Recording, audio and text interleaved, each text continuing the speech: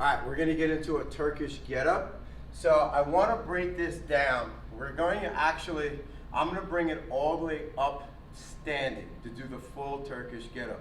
But I do wanna explain, here at our studio, we just do the partial.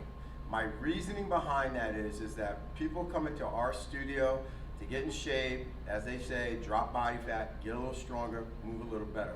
We don't get people coming through our doors looking to become a better performer in kettlebells. It just doesn't happen to our consumers. So my goal is not to make them just better with kettlebells. My goal is they want to drop body fat, drop 20 pounds, drop 20 pounds. They want to get stronger, get stronger. So I work towards what their goal is, what they're hiring us for. So that being said, I think as a coach, you should know how to do a full Turkish getup, which I'm going to explain.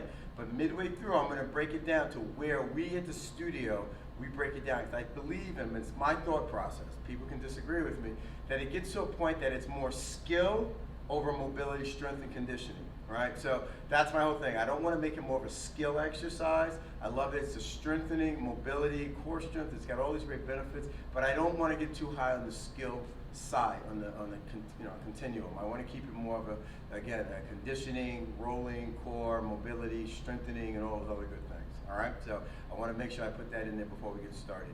First and foremost, we're going to start them on the ground. Whatever we do on one side, make sure we do on the other side. I am going to show you this loaded with a kettlebell, but I recommend we start people, we always in our studio, start them with no load. They do what's called a naked get up. Again, they got their clothes on, but they're doing it with no load. But I'm going to show you guys again how we're going to do it with the kettlebell. So the first part, when they pick up the kettlebell, it should always roll to your side. You never want someone picking up like this. It puts that shoulder in a very vulnerable position, risk of injury. We don't want that. Our people get better, not worse. So what we're going to do is I'm going to put my hand in here, grab the kettlebell, bring it in close, now roll to my back. So that's really safe. I'm not at risk of hurting myself. From here, we're going to get the kettlebell up in extended position. Notice I use both arms to get it here. Now again, I would say this is the reason why we give kettle guards in our gym. Wrist has to be neutral, right? We don't want any break in the wrist going on there. The arm that is extended with the kettlebell, now I'm going to bend that leg. So this leg is going to be bent and slightly offset. It's not here, slightly offset, and I'm going to have this arm out to the side. So now the first cue we're going to have the person do is roll to the elbow while they keep their eyes on the kettlebell the whole time. That is the first part of a get-up. I'll do that again. Here, eyes on the bell. I'm going to roll across my body to my elbow. So that's part one. Second part, we're going to do what's called post the elbow. So I got this hand. I'm going to imagine I'm just going to squish a bug under that hand.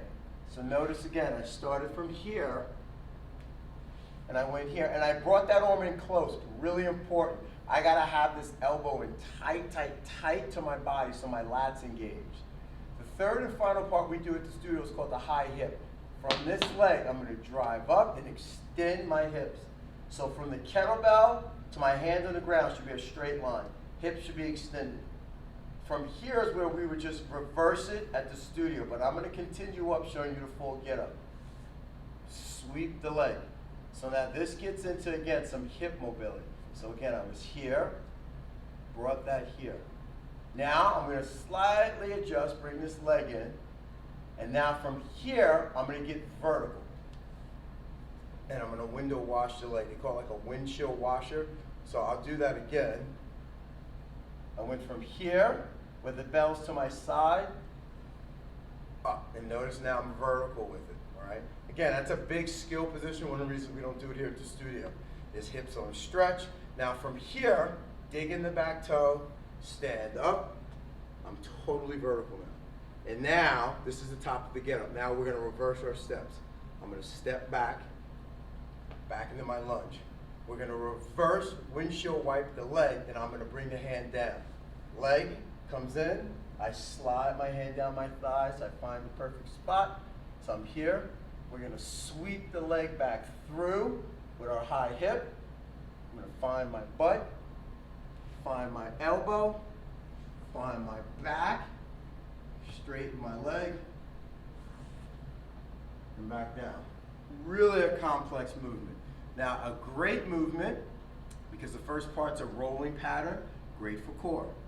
Second part, When we're here and we post that on, mobility, hamstrings getting a great stretch here. At the same time, shoulder stability. Awesome, awesome drill. We extend the hips, which I love. Glutes firing, stretching the hip, shoulder stability going on. So that's our goals here at the studio. I love the rolling pattern, right? I love getting the lat engaged, the shoulder stability, great component of strength. We extend the hips up, get the glutes firing. And that's what we're looking for. We kind of combine all those, and while we do just a partial, and then we just reverse going down. We typically do reps of 3. So somebody will do 3 repetitions of that on one side, and then we'll do 3 repetitions on the other side.